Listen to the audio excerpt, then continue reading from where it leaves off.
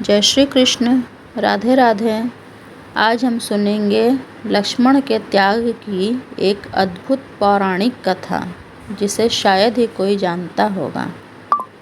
हनुमान जी की राम भक्ति की गाथा संसार भर में गाई जाती है, लेकिन लक्ष्मण जी की भी भक्ति अद्भुत थी।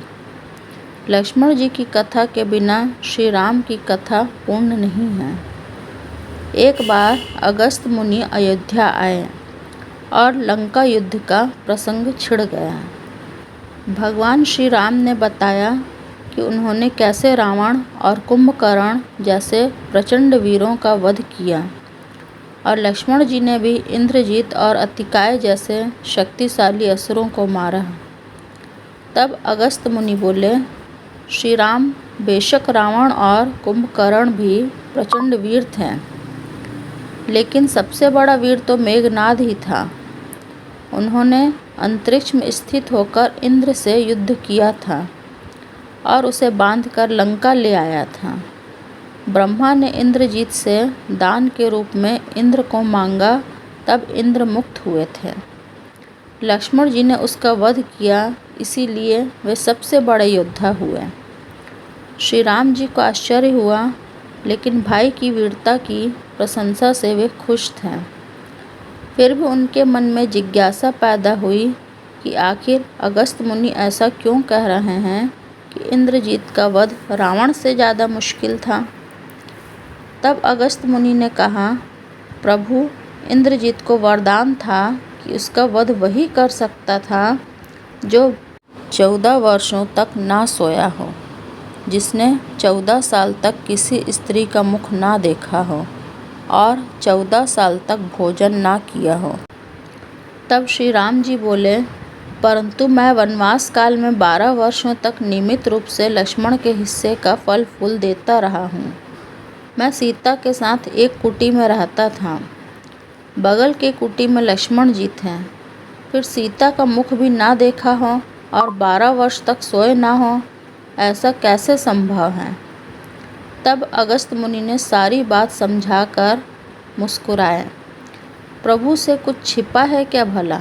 दरअसल सभी लोग सिर्फ श्री राम जी का गुणगान करते थे, लेकिन प्रभु चाहते थे कि लक्ष्मण के तप और वीरता की चर्चा भी अयोध्या के घर घर में हो।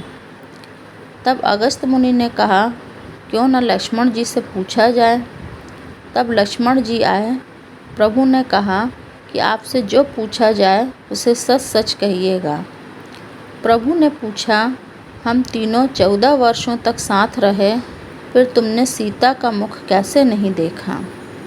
फल दिए गए, फिर भी अनाहारी कैसे रहे, और 14 साल तक सोए नहीं, यह कैसे हुआ। लक्ष्मण जी ने बताया, भैया, जब हम भाभी को तलाशते ऋषिमुख पर्वत पर गए तो सुग्रीव ने हमें उनके आभूषण दिखलाकर पहचानने को कहा। आपको स्मरण होगा कि मैं तो सिवाय उनके पैरों के निपुर के कोई भी आभूषण को नहीं पहचान पाया था, क्योंकि मैंने कभी भी उनके चरणों के ऊपर देखा ही नहीं। 14 वर्ष तक सोने के बारे में सुनिए। आप और माता एक कुटिया में सोते थे। मैं रात भर धनुष पर बाण चढ़ाए पहरेदारी में खड़ा रहता था। निद्रा ने मेरी आंखों पर कब्जा करने की कोशिश की तो मैंने निद्रा को अपने बाणों से भेद दिया था। निद्रा ने हार कर स्वीकार किया कि वह 14 साल तक मुझे स्पर्श नहीं करेगी, लेकिन जब श्री राम का अयोध्या में राज्याभिषेक हो रहा होगा और मैं उनके पीछे सेवक की तरह छत्र लेकर खड़ा रहूँगा, तब वह मुझे घेरेगी। आपको याद होगा, राज्याभिषेक के समय मेरे हाथ से छत्र गिर गया था। अब मैं 14 साल तक अनहारी कैसे रहा, ये सुनिए। मैं जो फल फूल लाता था, आप उसके 3 भाग करते थे। एक भाग देकर आप मुझसे कहते थे कि लक्ष्मण, फल रख लो। आपने कभी फल खाने के लिए नहीं कहा, फिर बिना आपकी आज्ञा के मैं उसे कैसे खाता।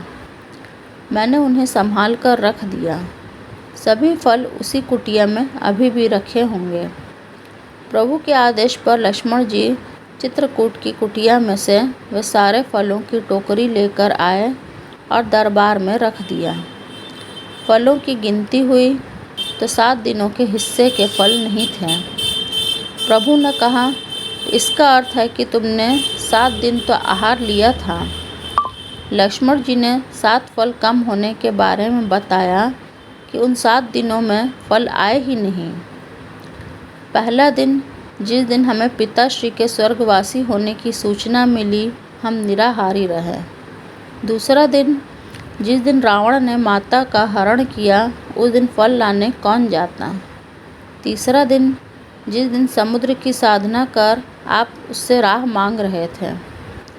चौथा दिन, जिस दिन आप इंद्रजीत के नागपाश में बंद कर दिन भर अचेत रहे।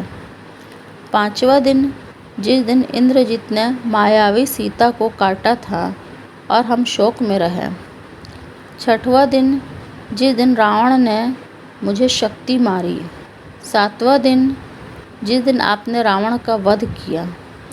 इन दिनों में हमें भोजन की सुध कहाँ थी। विश्वामित्र मुनि से मैंने एक अतिरिक्त विद्या का ज्ञान लिया था, बिना आहार किए जीने की विद्या। उसके प्रयोग से मैं 14 साल तक अपनी भूख को नियंत्रित कर सका, जिससे इंद्रजीत मारा गया। भगवान श्री राम ने लक्ष्मण जी की तपस्या के बारे में सुनकर उन्हें हृदय से लगा लिया। जय श्री कृष्ण। राधे राधे। आपको मेरा चैनल अच्छा लगे तो इसे लाइक करिए, सब्सक्राइब करिए और शेयर करिए।